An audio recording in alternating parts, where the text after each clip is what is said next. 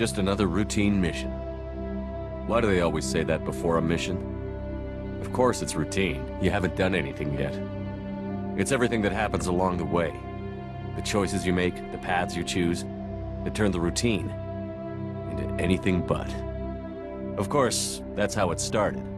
A routine mission, answering a distress call. And look where that got me. We were testing out the Normandy, Captain Anderson's new ship, when the distress call came in. An Alliance patrol on Eden Prime had been attacked. They'd seen something they couldn't explain. And whatever it was massive. I hit the ground with my lieutenant, Caden Olenko. A good kid, loyal, by the book, with a talent for biotics. We came across the lone survivor of the patrol, Gunnery Chief Ashley Williams. A soldier to the core. Tough, disciplined, ready to take on whatever came her way. Ashley joined up with us and took us to the spot where she lost her squad. That's when we saw it. The ship. Like nothing I'd ever seen. It was massive, scorching the colony and everything around it as it blasted away. We followed the path of destruction to an artifact, a beacon left by a long-dead race called the Protheans. The colony had dug it up, and whoever attacked them had tried to take it. Chief Williams made the mistake of getting too close. It hit her with some type of energy. I grabbed her and threw her out of the way. That's when it hit me. Hard.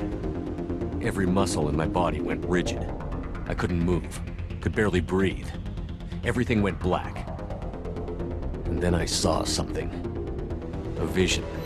Dream. A nightmare. By the time I woke up, we were halfway to the Citadel on our way to meet the Council. I was expected to explain what I'd seen. Anderson came along. So did Adina, our political representative on the Citadel. With those two heavyweights, it seemed reasonable we could persuade the Council that the ship we'd seen was a potential threat, as was the individual behind the attacks. The main suspect for the Eden Prime massacre was a Turian Spectre named Saren. He'd been seen by one of the survivors from the colony at Eden Prime, and there was some evidence to suggest that the ship was connected to Saren. But even Adina's pointed accusations weren't enough to convince the Council. They just couldn't believe one of their chosen elite Spectres could be guilty of something like that. They needed proof, which meant I needed proof. Fortunately, I wasn't alone in my search. Garrus, another Turian, wanted to help. A top agent for Citadel Security. Despite orders from his superiors that he shouldn't get involved, he told me he was suspicious of Saren, and he had some useful leads. More importantly, he was willing to share them. That led me to Rex, the biggest, nastiest-looking Krogan bounty hunter I'd ever seen. He turned out to be more than just a brute. It was his intel that led to a fugitive with incriminating evidence on Saren. The fugitive turned out to be an energetic little Quarian named Tali. A tech expert with a knack for hacking, she'd procured some information on Saren. Evidence that proved Saren was dirty.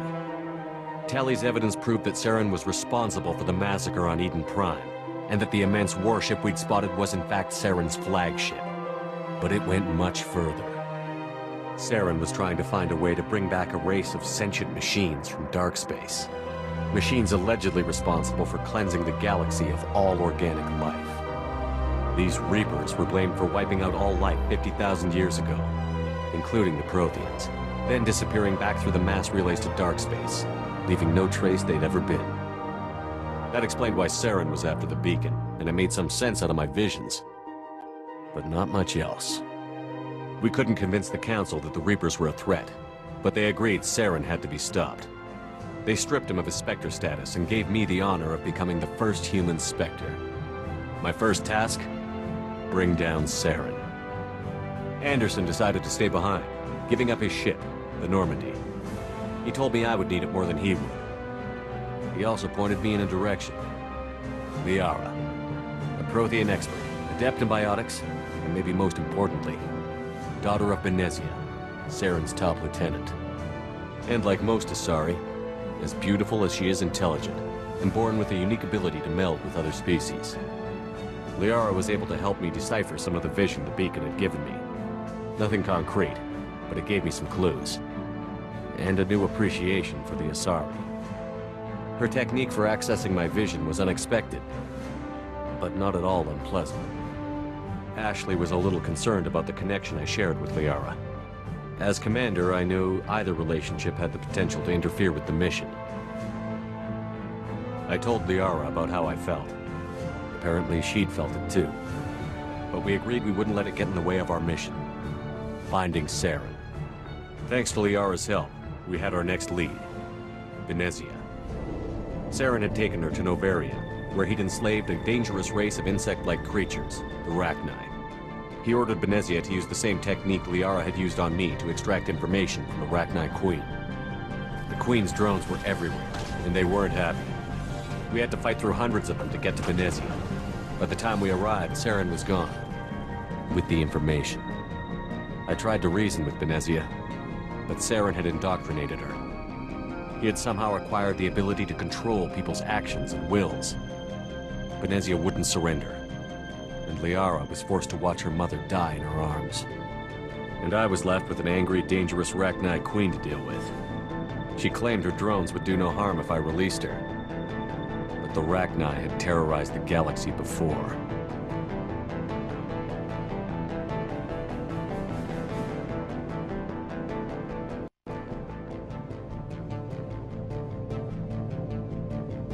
I couldn't take the chance. I had a mission to do, and an army of angry Rachni would be one more problem I didn't have time to deal with. With Saren's top lieutenant dead, he was quickly running out of time and places to hide. I tracked him down at his base on Vermeer, but we soon learned it was more than a base of operations. It was a breeding ground. Saren was breeding an army of Krogan. He'd found a cure for the genophage, a disease inflicted on the Krogan to prevent them from breeding and taking over the galaxy. But the Krogan Saren was breeding were slaves, mindless beasts that obeyed Saren's will. I had to destroy the base, and all its research. Rex disagreed. Violently. Rex wanted the genophage cure for his people. I tried to convince him to help me destroy it, that these Krogan weren't real. But he wouldn't back down. Fortunately, Rex is smarter than he looks. He realized this wasn't the way to help his people, and that Saren was the real threat. When we finally got to the center of the base, I realized just how close Saren was to completing his plan. He was already in communication with the Reapers. Sovereign, Saren's flagship we'd all assumed was just a ship, was a Reaper. It spoke to me, threatened me. I could feel the menace it had for every living thing. It wanted me dead. It wanted us all dead. And I knew it was capable of doing just that. What I couldn't understand was why Saren would help it. But there was no time to think about it. Sovereign knew where we were. We had to destroy the base and get the hell out. I split up my team in 2 squads, sending Ash with one and Kaidan with the other as a distraction. We had a nuke, and we planned to use it. Before we could detonate the bomb, Saren showed up. We fought. I stalled him to make time for my team. And in talking to him, I realized the truth. It wasn't Saren who was indoctrinating everyone. It was Sovereign. The Reaper. And Saren was in deeper than all of them. He tried to convince me he was still in control. Said he found a way to reduce the Reaper's influence, but he was kidding himself. Or believing the lies Sovereign was telling him. Before I could convince him to stop, he ran, leaving me just seconds to extract my squad mates.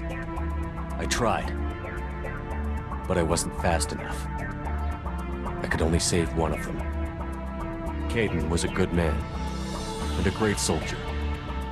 But I had to choose, and I chose Ash. That was the last time Saren would slip away from me. I knew then, the next time we met, one of us would die. With my team mostly intact, we chased Saren and his army to Ilos, a long-lost planet that had once belonged to the Protheans. As we prepared for what we knew would be a desperate fight, I spoke to my crew. We were just one ship, against Saren's growing army. I assured them all that despite the odds, we could defeat him. Liara saw through my words. She knew I was hurting after Kaidan's death. She could sense my doubts. We both knew this mission could be our last. Until that moment, we'd put our feelings aside for the sake of that mission. But why wait? We gave in to each other, and it was perfect. While it lasted. We arrived on Ilos, close behind Saren. Once on the planet, we discovered a Prothean databank that helped me put the final pieces of my vision together. The Reapers had come 50,000 years ago, and every 50,000 years before that, each time purging the galaxy of life. The Protheans had fought and died, like every species before them.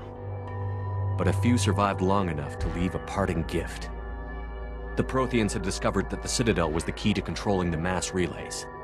By sabotaging the Citadel, they found a way to close the relays to dark space, slowing the Reapers' return, giving us the time we needed to find a solution to stop the Reapers once and for all.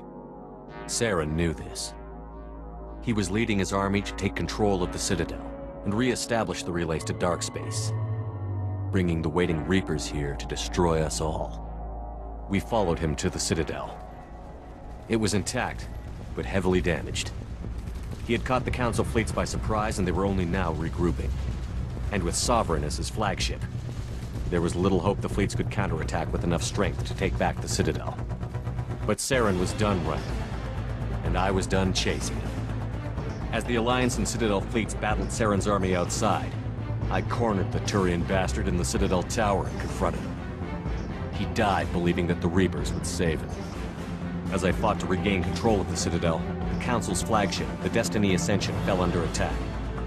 Despite Saren's death, Sovereign and Saren's army continued to fight. The Council was aboard the Destiny Ascension, and they were requesting assistance. But I knew in order to help them, I would have to put our human Alliance fleet in jeopardy. The Council had to be saved. They represented the hearts and minds of the galactic community.